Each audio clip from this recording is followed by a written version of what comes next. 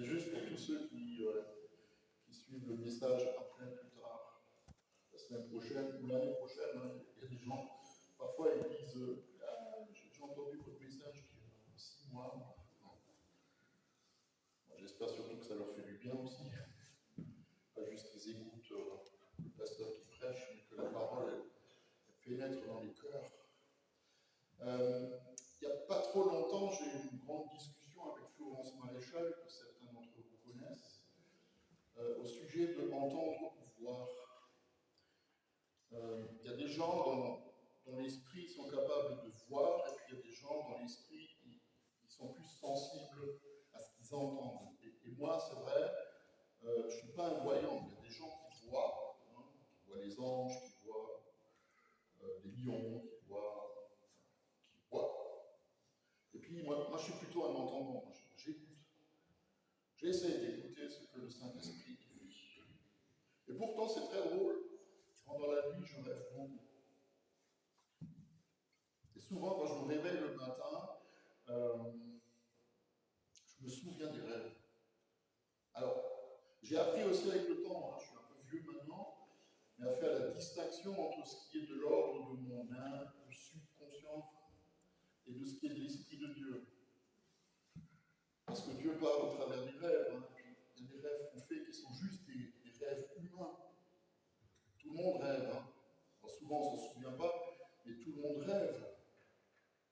Il y a un texte dans Joël, alors ça dépend des Bibles, dans certaines c'est le chapitre 2, dans d'autres c'est le chapitre 3, où Dieu, par son esprit, il dit j'enverrai mon esprit sur toute chair, vos fils et vos filles prophétiseront et vos vieillards auront des songes.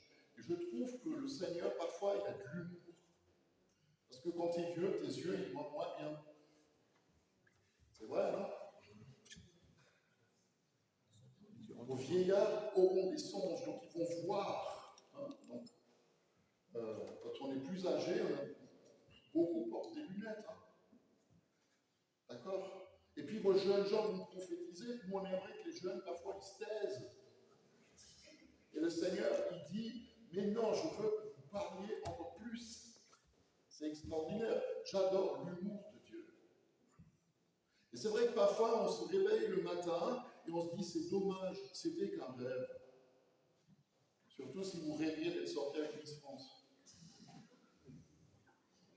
Ou Mystère Univers pour les femmes. D'accord? Et parfois, on se dit, heureusement que c'était qu'un rêve. Qui de vous a déjà rêvé qu'il tombait d'une falaise et juste au moment où il s'éclate par terre, il se réveille? Et tu dis, heureusement que c'était qu'un rêve. Ok? Mais Dieu, parfois, il utilise des rêves, où la Bible parle aussi de songes, pour révéler sa volonté. On va bientôt fêter Noël. Hein? Chez Action, ils ont sorti toutes les décos de Noël. C'est magnifique. C'est vrai, hein? Et je ne fais pas de pub, hein, mais c'est juste la réalité. Comme on va bientôt fêter Noël, rappelez-vous que Joseph, quand Jésus est né, il reçoit en rêve qu'il ne doit pas rester à Bethléem, mais qu'il allait fuir en Égypte. Et que Dieu, après la mort de Hérode, il se révèle de nouveau à lui dans un rêve pour lui dire, c'est bon, tu peux rentrer, il est mort. Et même l'histoire des mages, quand ils veulent rentrer chez eux, il y a dans un rêve, un songe, on leur dit, ne passez pas par le même chemin, passez par ailleurs. Donc Dieu, comme ça, il se manifeste de temps en temps dans des songes et des rêves. Et le texte de ce matin, c'est justement un rêve que fait Jacob. Et j'adore cette histoire. Vraiment. Écoutez, hein, Genèse chapitre 28. Jacob partit de Beersheba et prit la direction de Charan. Arrivé à un certain endroit, il passa la nuit, car le soleil était couché. Il prit une pierre dont il se fit son oreiller et il se coucha à cet endroit. Et il fit un rêve. Une échelle était appuyé sur la terre et son sommet touchait le ciel. Les anges de Dieu montaient et descendaient vers cette échelle, et l'Éternel se tenait au-dessus d'elle, et il dit, « Je suis l'Éternel, le Dieu de ton grand-père Abraham et le Dieu d'Isaac. La terre sur laquelle tu te tiens, sur laquelle tu es couché, je te la donnerai à toi et à ta descendance. Ta descendance sera semblable à la poussière de la terre. Tu t'étendras à l'ouest et à l'est, au nord et au sud, et toutes les familles de la terre seront bénies en ta descendance. Je suis moi-même avec toi. Je te garderai partout où tu iras et je te ramènerai dans ce pays, car je ne t'abandonnerai pas tant que je n'aurai pas accompli ce que je t'ai dit. » Et Jacob se réveilla et il se dit, « C'est sûr, l'Éternel est ici, et moi je ne le savais pas. » Il eut peur. Et il dit que cet endroit est redoutable, c'est ici la maison de Dieu, c'est ici que se trouve la porte du ciel. Alors il se leva, il prit la pierre dont il avait fait son oreiller, en fit un monument, versa de l'huile dessus, et il appela cet endroit Béthel. Et Jacob fit ce vœu, « Si Dieu est avec moi et me garde pendant mon voyage, s'il me donne du pain à manger et des habits à me mettre, et si je reviens dans la paix chez mon Père, alors l'Éternel sera mon Dieu. Et cette pierre dont j'ai fait un monument sera la maison de Dieu, et je donnerai 10% de tout ce que je gagne. » Amen. Jacob fait un rêve. Vous connaissez sans doute cette histoire. Et pourtant, Jacob, c'est un homme étrange. Un homme étrange, un homme qui fuit devant son père et son frère, qu'il avait trompé, et en particulier Ésaü, son frère, qui cherchait à le tuer. Un homme coupable, d'accord, qui avait arnaqué son père, qui avait volé l'héritage de son frère, sur les conseils de sa mère. Comme quoi, les histoires de famille, dans la Bible, parfois, c'est bizarre. Et Jacob, il s'endort à cet endroit, et c'est un truc de fou, j'ai regardé ça, mais il s'endort exactement à l'endroit où Dieu apparaît à Abraham quand il quitte son pays pour aller à Canaan. Abraham va dans un sens, lui, il va dans l'autre sens. Abraham arrive, lui, il s'enfuit. Et dans ce rêve, il fait l'expérience extraordinaire qu'un homme malhonnête, un escroc, coupable, un homme qui est loin de Dieu, voit Dieu s'approcher de lui, qui lui ouvre le ciel et qui lui parle. Et va lui donner, ce Dieu-là, une nouvelle direction pour sa vie et l'occasion de revenir dans son vrai projet qu'il avait pour lui. Et je voudrais partager avec vous 3 idées par rapport à cette histoire. La première, c'est que nous devons apprendre à regarder ce que Dieu nous montre. Apprenez à ouvrir les yeux. Jacob, dans son rêve, il voit une échelle, un escalier, ça dépend de la traduction, où les anges de Dieu montent et descendent. C'est déjà assez spécial, hein? Surtout qu'on ne sait pas trop à quoi ressemblent les anges. Souvent, on a encore en tête l'image du Moyen-Âge, hein, avec les anges, avec les ailes. Okay. Il y en a qui en ont, hein. Les chérubins, ils en ont. Mais les anges, pas forcément. D'accord? Et puis ça nous rappelle cette image, la parole que Jésus il donne tout au début de l'évangile, quand Nathanaël est étonné parce que Jésus lui révèle, il dit, mais moi, tu n'as encore rien vu, mon ami. Tu n'as encore rien vu. Un jour, tu verras les anges de Dieu monter et descendre au-dessus de moi. Tu verras, et nous aussi, on peut voir. Amen. Et le plus extraordinaire, c'est que Jacob, il voit Dieu tout en haut de l'échelle. C'est comme s'il avait eu le droit de jeter un coup d'œil dans une réalité que nous ne voyons pas avec nos yeux physiques. Je ne sais pas si vous voyez le ciel ouvert ici, avec vos yeux. Mais avec nos yeux de l'esprit, on peut voir le ciel ouvert. On peut voir l'échelle qui est dressée entre le ciel et la terre. Entre ce monde invisible qui est quand même réel et celui dans lequel nous vivons. C'est un peu comme Ésaïe quand il a la vision de Dieu dans le temple. Il est là, il ne s'attend à rien, et puis tout d'un coup, Dieu lui révèle sa présence. Le pan de son manteau, il remplit le temple. Et Ésaïe, la seule chose qu'il peut faire, c'est dire « Malheur à moi, je suis fichu ». Dieu est là. Dieu est là. Est-ce que vous croyez que Dieu est là ce matin? Mais il y a un autre sens encore à cette vision. C'est qu'entre le ciel et la terre, il y a un lien. Pourquoi est-ce que tous les dimanches, enfin presque tous les dimanches, nous prions que ton règne vienne, que ta volonté soit faite sur la terre comme au ciel? C'est bien qu'il y a un lien entre les deux. Ce qui est en haut au ciel doit descendre en bas, avant que nous, un jour, nous sommes en bas, nous allions en haut. D'accord? Souvent, les gens ils pensent que la vie éternelle, c'est ce que j'ai dit tout à l'heure, une fois que tu es mort, tu es au ciel. Alléluia, c'est la réalité. Mais le ciel, on peut déjà le vivre aujourd'hui. Ici, sur la terre.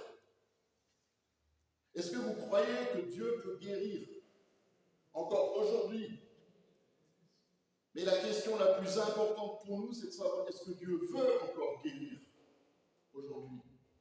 Et souvent, les chrétiens, ils disent « Ah ben, on ne sait pas s'il a envie ou pas. » Mais il veut. C'est le désir de son cœur que ses enfants ils soient libres et en bonne santé. Amen. Alors, l'homme ne peut pas monter au ciel par lui-même, essayez pas. Ceux qui font du spiritisme, ou de la méditation transcendantale ou autre chose, je vous déconseille. Vraiment. Et puis le ciel ne va pas s'ouvrir parce que toi, tu as pris un truc que tu sniffes. Il y a des gens qui le croient. Ne cherche pas à monter au ciel par toi-même. Mais Dieu peut se montrer et peut renouveler ce lien entre le ciel et la terre. C'est pour ça que Jésus est venu. Il a quitté sa gloire pour devenir comme nous et manifester qui est le Père. Celui qui m'a vu a vu Dieu. C'est le sens de la venue du Saint-Esprit au milieu de nous. C'est le sens de nos rencontres. Je dis souvent, si Dieu ne vient pas se manifester au milieu de nous, d'une façon ou d'une autre, autant rester chez nous.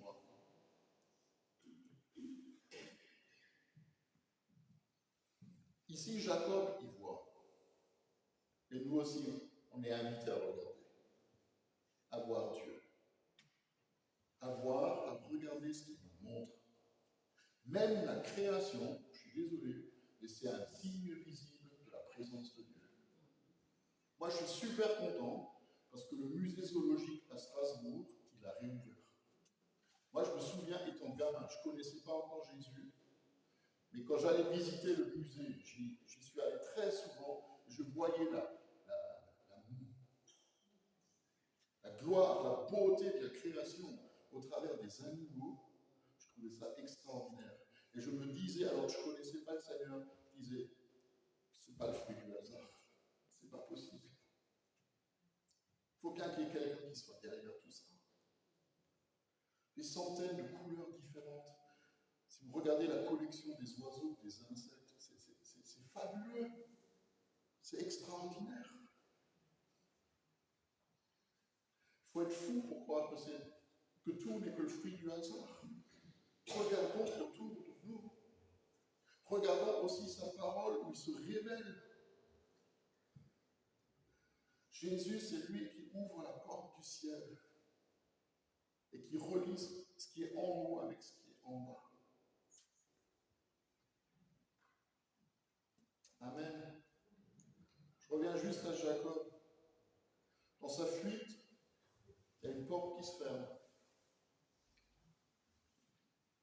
Heureusement. Je l'ai dit avant, c'est un voleur, un escroc, il a trompé, il a trahi son père, il a trahi son frère. Et puis il s'est enfui avec peut-être au fond de lui la peur que la bénédiction se transforme en malédiction. On ne rigole pas avec Dieu, même s'il ne le connaissait pas. Et que Dieu peut-être allait lui claquer la porte au nez, qu'il n'en avait plus rien à faire avec lui, comme avec Adam et Ève quand ils ont péché. La porte du paradis se ferme derrière leur part. Et voilà que la porte du ciel s'ouvre et il ne comprend rien. Comme à nous, hein. Moi, il y a des choses parfois où Dieu me surprend. Il y a parfois des événements dans ma vie où le Seigneur, je ne le comprends pas. Il y a des mystères et la gloire. Il y a des choses qui sont inattendues, tout d'un coup qui peuvent se produire. Parce que la porte que le Seigneur ouvre, elle n'est jamais refermée. Il ne faut pas qu'on l'oublie. Puis Jacob, non seulement il voit, mais il entend la voix de Dieu. Et moi, j'aime ce que Dieu lui dit. Je l'ai déjà partagé la semaine dernière. C'est fou, hein. Dieu, il lui parle, il lui dit « Je suis l'Éternel, le Dieu de ton grand-père Abraham et le Dieu d'Isaac. » Il connaît le cœur de Jacob. Il sait qu'il a un problème avec son père Isaac. Il ne dit pas « Je suis le Dieu de ton grand-père Abraham et le Dieu de ton père Isaac. » Il lui dit « Je suis le Dieu de ton grand-père et le Dieu d'Isaac. » Il le prend là où il est. Il sait qu'il a besoin de temps pour guérir de sa propre faute, mais aussi de sa relation brisée avec son père terrestre, son père Isaac. Et je sais qu'il aura besoin de temps pour retrouver les siens, mais il reste dans le plan de Dieu, malgré tout, comme nous tous. Moi, je ne connais pas toute notre vie, mais je sais que le Dieu qui est bon, il peut rattraper toute chose, tout ce qui a des travers dans nos vies. Et puis il va donner à Jacob une promesse extraordinaire. Moi, je trouve ça tellement beau. Souvent, on dit dans la Bible que Dieu est un Dieu d'Abraham et d'Isaac. On dit plus souvent qu'il est le Dieu de Jacob. Celui qui a tout fait, tout ce qui a les travers, c'est le Dieu de Jacob. Mais un Jacob qui a reçu une promesse. Un Jacob qui a fermé la porte sur son passé de voleur et d'escroc, tout ce que vous voulez, et qui reçoit une promesse. Ce que j'ai dit à ton grand-père et à ton père, je te le dis aussi à toi. Ta descendance sera aussi nombreuse que le sable au bord de la mer. Quand Dieu nous fait une promesse, ce n'est pas une promesse comme les hommes peuvent en faire. Souvent les gens ils disent Dieu promet, et puis on ne va jamais rien arriver. Si Dieu promet, il va tenir sa parole. Les hommes peuvent nous tromper, mais Dieu ne nous trompera jamais. Jamais. Sa promesse, elle va se réaliser. Alors, il va attendre 20 ans. Et parfois, on se dit, le timing de Dieu, c'est pas le nôtre. Oui, c'est pas le nôtre. Il va attendre 20 ans, mais au bout de 20 ans, la promesse va s'accomplir. Il va rentrer dans la maison de son père. Et il va rencontrer son frère, celui qui voulait le tuer. Et son frère, lorsqu'il y va avec crainte et tremblement, il va lui ouvrir ses bras et lui dire, tu es mon frère. Voilà ce que Dieu fait. Quand on accepte d'écouter, quand on accepte d'ouvrir les yeux et de regarder. C'est une vraie invitation pour nous ce matin.